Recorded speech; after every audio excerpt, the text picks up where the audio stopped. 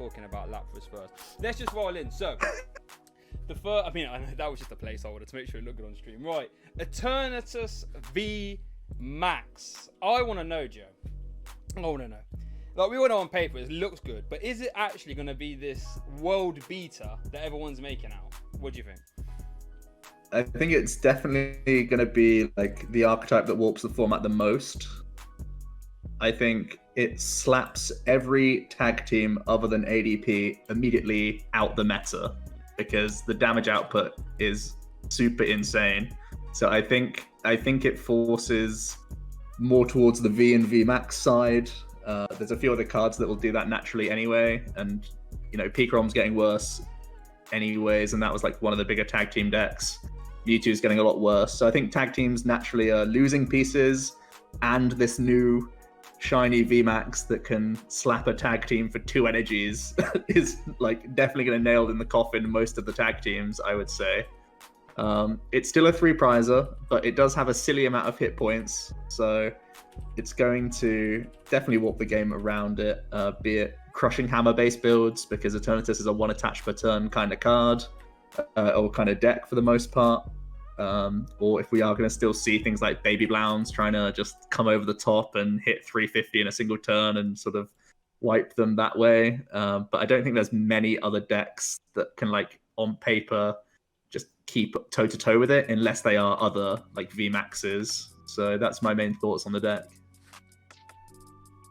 Yeah, that's fair.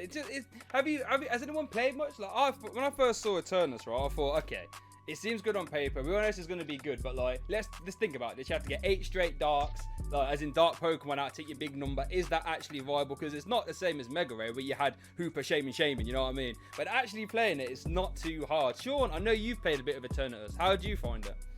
Yeah, I mean, I haven't had any issues getting a bunch of Pokemon out, because, like, look, they're printing Crobat V in the same set, and Crobat V just draws you more cards. So whether you want to play Quick Ball, Great Ball, Pokecom, like all 12 of those, plus the new Supporter and Peers, which let you go get any dark Pokemon and an energy. Yeah. Like, there's so many ways that you can find Pokemon, draw through your deck. I just kind of feel like Eternatus, like, it's easy to get the Pokemon on board. I think, yeah, Joe is spot on in terms of, like, this card was almost printed to sort of, they realized the mistake they made with tag teams, maybe. And they're like, okay, we need a Pokemon that can easily one-shot most of the tag teams out there and get people buying the new set. So I think it's going to be really good. The question for me is, like, what version is it going to run? I think I've personally played a lot of versions that are like manual attachment, the same way that Dragapult is manual. Mm-hmm. But, like, you know, there's also people telling me the Weavile version, the Weavile GX version, is maybe a better way to go because, you know, you don't run into the same crushing hammer problem. So I don't really know. Apparently the Weavile version is the only one that's won any tournaments in Japan, I suppose. The main thing about the Japanese meta is that Sneaky Smash Sneasel is still legal for them. And I think that's a big draw towards the whole Weavile package, because that Sneasel becomes an optimal starter because you can attach to your Sneasel, undo a ton of tempo from them, and then, like, as long as you find Weavile, you can just attach a hide energy, get out of there, and it's straight on Eternatus. So I think Weavile's like way better in the Japanese meta than it is in our meta. But you're right, it depends on, like, how many crushing hammers are played and stuff like that in the format. I think crushing hammers still, like, really important. Like, if Dragapult's ever going to still see play, it will be hammer-based. It will probably be playing, like, Yell Grunts as well. And I feel like Eternatus Mirrors could end up being like, okay, there's Eternatus and there's Eternatus Hammers going on. Like, there's already dangerous drill lists. Yeah. So there could easily be hammer lists. And I think that's just, like, going to be a factor of the game going forward. Yeah, I'm not really feeling the hammers myself. I mean, I know. Because it's similar to, like, when Dragapult first came out, and even now they say the way to combat that is to, you know, have the hammers and stuff. Do we feel as if Eternatus' biggest weakness would be energy denial? Is that, like, the sort of, if you really want a gun for Eternus, is that the way to sort of take your list, do you think, Sean? Or I mean, I think if you're not playing, I think its biggest weakness is actually going to be fighting decks. I mean, I know that's obvious because it's weak to fighting, but, you know, I do think energy denial is going to be a big problem for it. Again, unless you're playing Weavile GX. But yeah, there's I mean, maybe if you run it with quad turbo patch, then like maybe your RNG is better than your opponent's, and you can attach some bench Eternatus V's at least.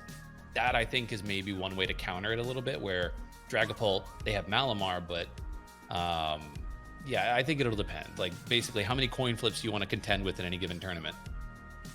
See, I was looking a little bit towards that what's it called, patch card, to be fair. That's been one of the deck profiles I get to do on the channel. Joe, what do you feel as if the patch version? Do you feel as if that warrants any merit, or if you are scared about energy now, do you just go all on the Weavile? I mean, the Weavile can help, but I guess it's Weavile if you're playing red and blue. Yeah, red I guess blue, yeah. Is that the thing, right? Yeah. You sort of want them in a bit of a combo. Yeah, it feels awkward to play red and blue, honestly. I think you just say that like Crushing Hammer's still coin flip based, and as long as you don't whiff an attachment every turn, you can still win a lot of the matchups. So I don't think you necessarily need to play the turbo patches, because then you're playing your own heap of coin flip cards. And those are more like preventative rather than like if you just played your own Crushings, they're like good in almost every situation. So I think I would prefer to coin flip Crushings than coin flip turbo patches, because if you're not up against Crushing Hammer lists, all those patches suck, and basically you're always going to get value of your own Crushing Hammers. So I think I would prefer to either just play red, blue, Weavile, or Crushing Eternatus, or just obviously straight Eternatus is going to be like the bread and butter for the most part. But for my own opinion, like Dangerous Drill seems kind of like weird because it's so patchy, and like there'll be plenty of spots where you can't play the card in your hand, and you always want to have insta plays galore with Eternatus because Crobat's your draw engine, and Crushing Hammer is basically always insta play. So that's the main reason why I think Hammer Eternatus could be very, very solid going forward. That sounds disgusting. Now I saw a little bit of talk on I can't remember if it was Verbank or Twitter, one of the two. But I mean, I think it's probably Verbank thinking about it. But people are saying that post-rotation, Spiritomb loses a lot of oomph, right? And they were even arguing, is it even worth playing it in Eternus? Now, in my opinion, I think I'm still on at least like one or two. Sure, what do you feel about Spiritombs in your Eternatus list? I mean, personally, like maybe there are better, non-GX, non-V attackers, but I think the first week or two, you can decide whether or not you want to respect Decidueye. I think that's the question, right? Do you respect Decidueye at all? Because I think Hoopa against Decidueye, if you're only running two, I think Decidueye gets around that, and then you're just basically sat there with no answer. But I mean, I don't even know how consistent Decidueye is going to be anyways, but I think that I like Spiritomb. I don't know in Eternatus how many you need. I think a mixture of the new Hoopa and maybe one or two Spiritombs could be good. I've had a lot of people tell me, though, you really only need the Hoopas for the most part, unless you're playing Decidueye, because you do 270, Hoopa's a cleanup attacker. You don't really need to worry about putting something on the bench that can get knocked out by Salamence or Dragapult or anything like that. No reason to give up extra prizes. Yeah, that's fair. Joe, I feel the same way. I think the hit points is a liability. Like Sean said, Salamence being maybe a thing. Even Decidueye does bench spread. Eternatus mirrors where there's 4 Zigzagoon, 4 Scoop Up Net all over the place, so you can't really even build Spite in the mirror like too much. So I would probably go, if Decidueye is good, you just play like 4 Hoopa. If Decidueye is not so good, you can play like 2 Hoopas. But I would just first ramp up that Hoopa count as much as possible before anything else. Okay, so we're going for like Goons and Hoopas, and then after that. One of the things I was championing a lot of, and I still think it's really good, but I had a little bit of pushback on Twitter the other day. I want to get your opinions on it, Joe. The little Nickit for that turn 1 dirtiness. What do you feel about that? I mean, I think you need to play Weavile or energy switches to commit energy to anything that isn't Eternatus, which comes with its own headaches. But I don't know if you mean like playing 4 copies or like 1 copy or something. Nah, I'm feeling what someone said I should play 3. Now I've got 1 or 2 at the minute, but for reference as well, I'm already playing 2 energy switch, so like that energy isn't dead. Provided right. Get KO'd. But I think anything more than 2 seems a bit excessive. But the win rate though, if you get that off, your roommate good. Mate, I remember I think I was playing against Dimitri around my house. I think it might have been. He was playing Salamence Welder, right? So this is another like top deck, right? This is another one of the. And I got him off, and he was just like, yeah, yours. I'm like, right, here we go then. Let's click those hands, baby. Let's get to work. So Eternatus is honestly crazy if it gets given a turn. So yeah, literally, just like, oh boy, here we go, big stretch. I think also carry on. For the same reason, like I really think Quad Mani in Eternatus is like super important. I think you can play like a low Piers or research count, but I think 4 Mani is like super good in the deck because it's so straightforward and you have so many outs off your own Mani to like refill the hand size back up that you're rarely punished by it. So I think really thick Mani, maybe even hammers in Eternatus, makes it like super gross and strong. That is good. Imagine that. Yeah, like here's a 4-card hand. There goes your energy for the turn. Bang. Oh, okay, fair enough. That's that's fair. The wackiest basic I've added into the deck is just the Alolan Grimer that draws 2 for 0 energy, because I feel like the deck wants to never start a Crobat and wants to never actually start an Eternatus, because you don't want to get damaged, even if it's like Mirror and they just Hooper Prod you or something. Or if it's like any deck trying to get a bit of chip damage in. And obviously if there's still like Zacian stuff, you never want to attach to the active Eternatus if they're just going to, patch, smack. So I always want to start a 1-prizer in the deck. And this is like the only thing that draws you cards. So like it's a really bad card, but it's still, potential fuel for dangerous drills, potential bench fuel, and it's a safe lead that can be scoop up netted, which is like the most outs to switch that you have in the deck most of the time. So that's like the craziest I've got with the list. That's fair. All right, so I think that's a pretty good little look there at Eternatus. Sean, you got anything to add there before we scoot it on over? No. I think that was like covered most of what's probably going to be viable. Yeah, Eternatus, that's going to be a big old boy. It's going to be a big old boy. Shout out to anyone in the chat as well. I don't know if you guys know, but they're going to do like a promo box. I don't know how expensive that box is going to be. I imagine it's not going to be cheap, but it will put more Eternatus Vs and VMAXs in circulation, which is never a bad thing. Right, now moving on. The one deck I really want to talk about, because I put some feelers out on Twitter about this, and I had such mixed results from this. Dragapult VMAX, funny enough, probably going to get gate-kept a lot by Eternatus. But outside that, so if we all just accept, for the most part, that you ain't beating Eternatus with Dragapult, regardless of being weak guard or not, it doesn't matter, I don't think. Outside of that, Joe, do you feel as if Dragapult will still have a place in the meta? Because it's not just Eternatus it picks up, like you lose potentially stuff like Malamar and all that stuff as well. Is there still any merit to playing Dragapult next format, or? I mean, the card's still really, really strong in a vacuum. I think it probably does drop the tier list like safely out of tier 1, with Eternatus being like so on the radar. But I think, again, Energy Disruption Pult is probably the only way you can keep up with Eternatus potentially. I don't think you're too concerned about the new VMAXs, because although you are like two-shotting them, sometimes like worse, you're still picking up those Jirachi knockouts, Crobat/Dedenne knockouts. You're still able to do that sort of stuff.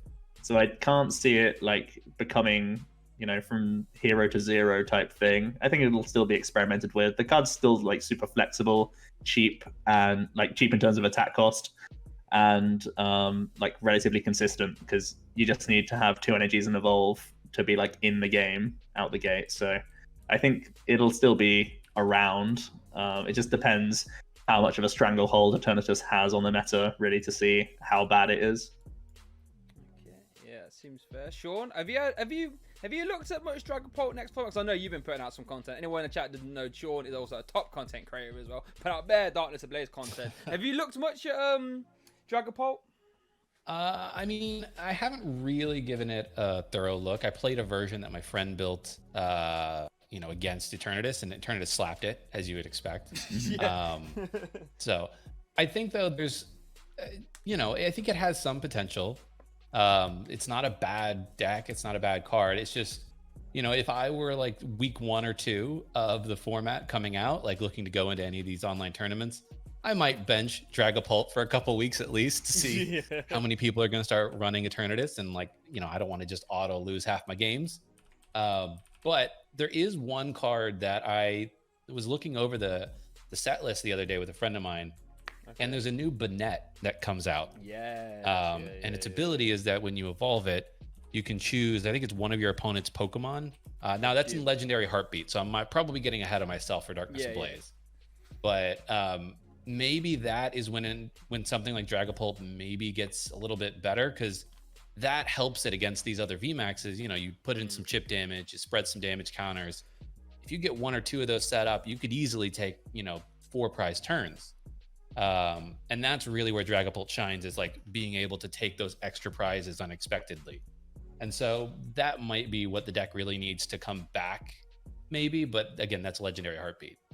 Yeah, get a little bit ahead of myself there, but let me tell you, I think that's my favorite card from the set. That card, I was like, ooh! I was like, tell you what, now here's for me to you guys, a little bit of turbozation. After that, oh my lord! Ooh, that's gonna get out of it. But yeah, it's weird because I really want to cover Dragapult this format. Like, people always asking for it. I'm thinking, like, I just don't know where to take it. I haven't played too much of it this format. I'm not gonna lie. But I just think, I don't know, it's hard. It's a hard sell. What sort of, if you were to play it, Jerk, I know you said it will still have a place in the meta, but how high it is still up to question. If you was to play it, what are your sort of early thoughts? What sort of version are we going for? We're going for a disruption, we're going for like a giant bomb type thing, we're going for, what sort of direction do you see Dragapult moving into? I mean, it does depend on what else comes out. Is it just going to be Eternatus from this set, or is it going to be like Center Scorch, Salamence, Decidueye, all these other things, Vikavolt, those sorts of things. So I feel like Sean's right. You kind of wait for a couple of weeks, let the dust settle on the set, and then be like, let's give this a fresh pair of eyes. How can I target these decks that we're seeing around right now? That's kind of where I see it. But I'm almost certain it has to play Crushing Hammers and probably like 2 Yell Grunt and Mewtwo Scoopnet package if it wants to ever contend against Eternatus. But that's the only thing that I like set in stone, really. Okay, so the vote is there. We're still unsure. Should be fun though. Should be fun. It's just mad how you can go from such like a competitive top tier deck and just be like, whoa, who knows? Well, I think it's weird. That's kind of like what Pokemon's trying to do. It's like, they print Dragapult, then they immediately print Eternatus, and then they're coming out with Coalossal. And so it's just like, eventually they'll get to a point where every deck is a counter to every other deck, right? Yeah. But at the moment, it's just every new set is kind of pushing the old set out to some degree. Okay. This is very true. I want to transition now. You mentioned the stuff about sort of they're printing more counters. Now, I think there might be one card that's in standard format now, which I think is almost uncounterable. We've got ADP, because no matter what you do against ADP, it's still going to take extra poise, do an extra 30 damage. Now, Perch Rotation, it's a deck that I haven't covered myself yet. I'm still trying to sort of work out counts in my head and how it's going to go. I still think it's going to be super competitive. Joe, how do you feel ADP? Is it still going to be best partner with Zacian? Are we playing Turbo Patch? Are we like, if we are, how many? How do you sort of see ADP moving forward? Well, it loses very little in rotation, which is good. It doesn't gain a huge amount from the set, I want to say. So it will basically just play as it did previously. I don't know if we're still going to be playing the Order Pad Energy Switch, Spice to try and GX on 1, but that certainly will be strong. I think it's very likely going to have a high Boss Disorders count, like 3 to 4. Because I think if you're up against Eternatus, they have to put down Crobats, and I think that's your win condition. That's your win where it's like, I'll take you, and I'll take you, and I've stolen this game from you. Sorry about that. So I think that's how it's going to go down. Turbo Patch, it can help your combo because you can, go onto the Zacian and then E-switch it straight off, so it can almost be in the place of the Order Pads potentially. If you have, Viridian Forest and a higher energy switch count, that could be the way it goes around. Because alongside that Boss's Orders comment, you also have to make up for it by having Zacians ready to rumble straight away, so you need to have even more acceleration than before. So I think in the place of Turbo Zacian, because obviously Jirachi package is gone, ADP probably comes back in some capacity, and I'm starting to be won over a little bit more by the idea of Turbo Patch, just because you want to be bossing against things like Eternatus every single turn if you can. That's kind of how I feel about it. Okay, Sean, have you got any thoughts on ADP next format? I mean, I think it's gonna do well. right? Like we're already seeing a bit of people coming back to ADPZ in this format. Yeah. And as Joe said, it doesn't really lose much. It doesn't gain a ton. It gains Turbo Patch. And it maybe, I don't know how much the extra health actually matters. It gains the new Toughness Cape. So you could throw that on to a Zacian, which it doesn't really help in an ADP, or it doesn't really help in an Eternatus match, but it would help, you know, against any of the other VMAXs that aren't going to be one-shotting you now, that are doing like 240 seems to be the number they're reaching for, most of them. So I think that helps it. I think maybe Zamazenta actually sees, you know, one or two of, it's obviously a one of now, it might see a two of, and maybe play a couple of Zamazentas if more people are playing VMAXs, more than just Dragapult. And to Joe's point, you throw a couple of bosses orders, maybe even Pokemon catchers in there if you like coin flips. And then with the Zamazenta, the nice thing is after you ADP, you're hitting 160, put a couple of Zigzagoons and Nets in there, and then you can reach for 180 on Crobat, which is kind of nice because if you're worried about like a response knockout from like an Eternatus, if you can send up a Zamazenta, bosses order up a Crobat and knock that out with a couple of damage counters, then you have something in the active that they can't immediately knock out. I think that was always my challenge playing ADPZ, was like, depending on the matchup, I have to be like, well, can I actually send this up to take those extra prizes, or is that going to lose me the game? Even I think just like Zamazenta Stamp Intrepid Sword to end the turn is like a valid play now. Just stick it in the active and be like, I'll gust you next turn. Like, you don't even need to attack with Zamazenta for it to be like a threat. Just buy you a turn, and a turn is 3 prizes for ADP most of the time. So that's really, really decent, I think. Yeah, I'm a big fan of Zamazenta. I've been playing it in quite a few of my. I played it in the turbos. It does force these VMAX decks. Like whether or not people say it's a bad card because it doesn't immediately wall out everything. There's answers. But no, we're not here to like wall the whole deck out. But all of a sudden, if they can't start evolving their Eternus into Eternus VMAX, having to like hoop here, like it's just as good. It makes them play differently. So I am a big fan of the Zamazenta for sure. Let's keep it moving. Now, Joe, straight Vikavolt. Now, we saw it did really good in the last Japanese unofficial national championship, wherever they had, right? But that was with Thunder Mountain, you know, Gyrosean. It's a completely different animal. Because I looked at the list, okay, this is cool. Went with a post-rotation version. Now I'm thinking all of a sudden, like, well, hang on. This isn't as easy as just Gyrosean and Thunder Mountain, away we go. I'm having to go Turbo Patch Energy Switch, which, you know, I mean, not Turbo Energy Switch, just Turbo Patch, I should say. What do we think? Do we feel as if a straight Vikavolt is still potentially a viable pick, or does it have to sort of go into like a Lightning Box-esque type of thing? What are we feeling about? I think we'll likely see attempts of both. I can see a sort of like Boltund, Vikavolt, KOKO, 2-prize Lightning Box shenanigans kind of thing piecing together, where Vikavolt can, you know, buy you turns, defend, put things in range, let you amass some more energies into play, that sort of stuff. But I could also see the more annoying headache of the pure Vikavolt, where it plays like a high boss count, Galamine, a bunch of energy removal cards, and you're just slow rolling your way to the win with the energy disruption. With the item lock. Because I think there's so many, like, things like Eternatus that have to bench wide in every situation, and a handful of other decks that just have fat retreat cost Pokemon everywhere.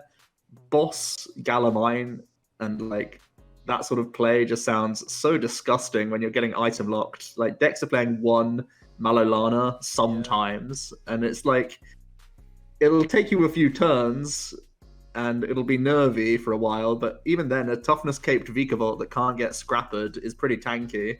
So it's like, you're just slow rolling people with this Vikavolt a lot of the time, and you can get that sort of late game tempo with its second attack that does, I think it's 190, right? So you can like turn the clock on people once you've amassed some energy over the turns where you're trapping stuff. So I can see it going both ways. It's going to be a solid card, I think. There's enough lightning support. There's speed, lightning, energy for consistency, even without, you know, mountain E-power and stuff.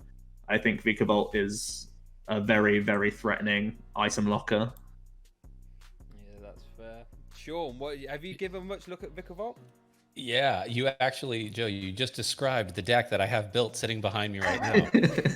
It's like a quad Vikavolt. It's actually, I'm testing out a greens version. Nice. I don't know if greens, it's a tough one, right? Because Marnie's going to be everywhere still. And you just kind of feel bad if you greens and don't use it immediately. But yeah, I'm testing out a greens version that, yeah, plays a Boltund, plays a Tapu Koko V. Yeah, it plays the Crushing Hammers too. So I think that it kind of has, in my opinion, like you kind of want to go down the route of trapping your opponent with the mines. Yeah. And then, you know, if possible, hammer them. I don't think hammer is as important if you're trapping them with mine and playing a few extra bosses orders. Yeah. Because, you know, you stick something in the active, they can't switch out of it. It's more so that they can't just attach or retreat their way out, right? It's just to be like, okay, let's get the bench attachment for a turn so I can actually sit here for a while. Yeah, that's what it's more like. I think that the main challenge that you're going to run up against with that deck are decks that, like welder decks, I think are going to be tough. Especially, I think, Shay, you played like Scorch versus Vikavolt, right? Oh, mate, don't get me started. That was... Oh my! I got rinsed that game, and I was like, to my sister was playing me. I was like, sorry. She's like, what? She's like, you know, out of the 10 last uploads, she's like, yeah. It's like that one has by far got the most views, and you absolutely destroyed me. Yeah, it wasn't even. I have to change the screen on the card. I have to change the card screen. Good point. But yeah, like Score, mate, that absolutely. I think that's going to be pretty hard matchup. But yeah, but then again, item lock is the great equalizer. Though. You can always say, oh, this had like back in the day, if you played when Cyber was a thing. It's like, oh, I have a good token, I do X, Y, and Z. Well, it's like that Mike Tyson quote. Like, everyone's got a game plan until they're getting punched in the face, right? Like, everyone's got a game plan until your item lock turn one, and you're just like, oh, okay. You know what I mean? So, I always think item lock is the great equalizer. But yeah, like, I think that's fair. If you pull off the item lock turn one against Scorch and they don't have a VMAX in hand, but once they get into a Scorch VMAX, and if they have like, you know, a couple of energy in the discard, boy howdy, it's not going to feel good as the Vikavolt player. Yeah, once they get it out there, you're like, right, suddenly 50 ain't really getting it done. And they're like, 160 and attach one more. You're like, oh my lord, it attaches one more. Like, Jesus Christ, like, where's this come from? They attach a couple of those heat fire energies, and all of a sudden, one of your attacks is like, well, that attack didn't matter. Oh, mate, yeah. No, I think my sister did that in the game. She's like, oh, that's a heat fire. I was like, oh, thanks. You know, like, you even like trying to keep this competitive? Or...